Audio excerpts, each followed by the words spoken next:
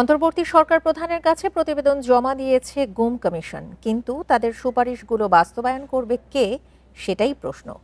গুমের শিকার ব্যক্তি ও স্বজনরা বলছেন দায়িত্ব নিতে হবে নির্বাচিত সরকারকে। এদিকে র্যাব বিলুপ্তির প্রস্তাবের পক্ষে বিপক্ষে মত দিয়েছেন বিশ্লেষকেরা।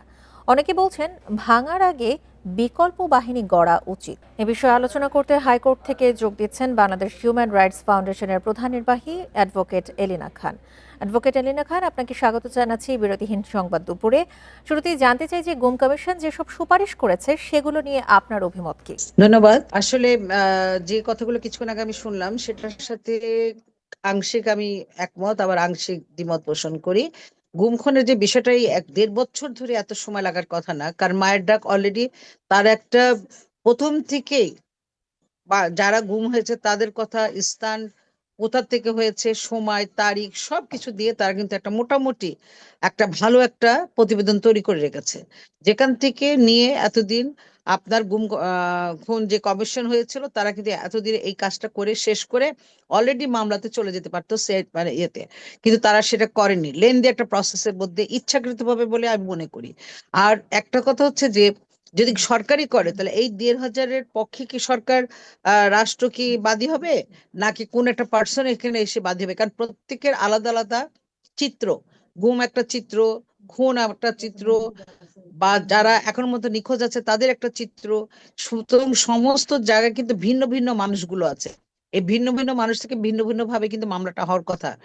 যদি প্রমাণিত হয়, আমাদের খুন কমিশন যদি বলে যে হ্যাঁ এরা সত্যি সত্যি এই অবস্থা আছে, তাহলে রাষ্ট্র একটা কাজ করতে হবে, যে প্রত্যেককে বলতে হবে তারা যেন মামলা করে। কিন্তু মামলাটা করতে গেলে তদন্ত কতদিন ধরে হবে? এই 1,500 মানুষের মামলার চারটিখানি কথা না।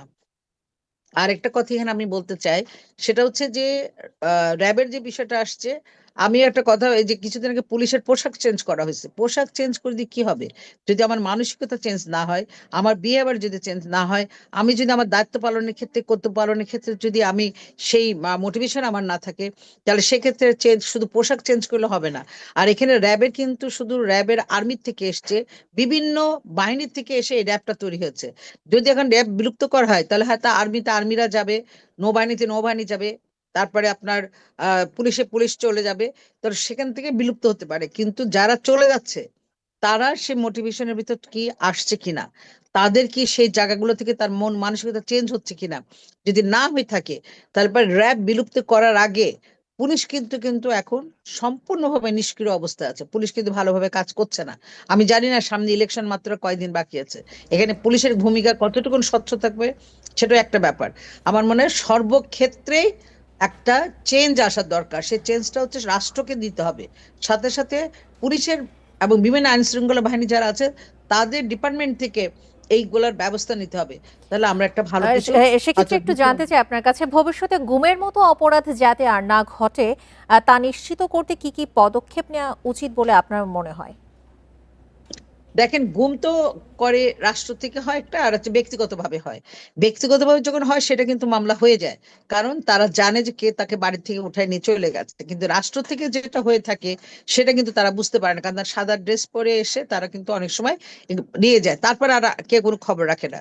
কিন্তু নিয়ম হচ্ছে যদি সাদা ড্রেস পরেও যদি কেউ এসে থাকে, নিয়ম হচ্ছে স্থানীয় থানাকে জানাবে, ইনফর্ম করবে তারা, যে তারা কোথা থেকে আসছে, ডিবি, সিআইডি বা কোথাও। এবং স্থানীয় থানা কিন্তু তারা জানবে যে হ্যাঁ ওখান থেকে তারা অমুক বাড়িতে যাচ্ছে একটা মানুষকে নিতে। তাহলে স্থানীয় থানাকে এখানে হচ্ছে অ্যাকাউন্টেবিলিটির মধ্যে নিয়ে আসতে হবে, যে তাদেরকে টাচ না করে কেউ কোনো মানুষকে উঠাইতে পারবে না।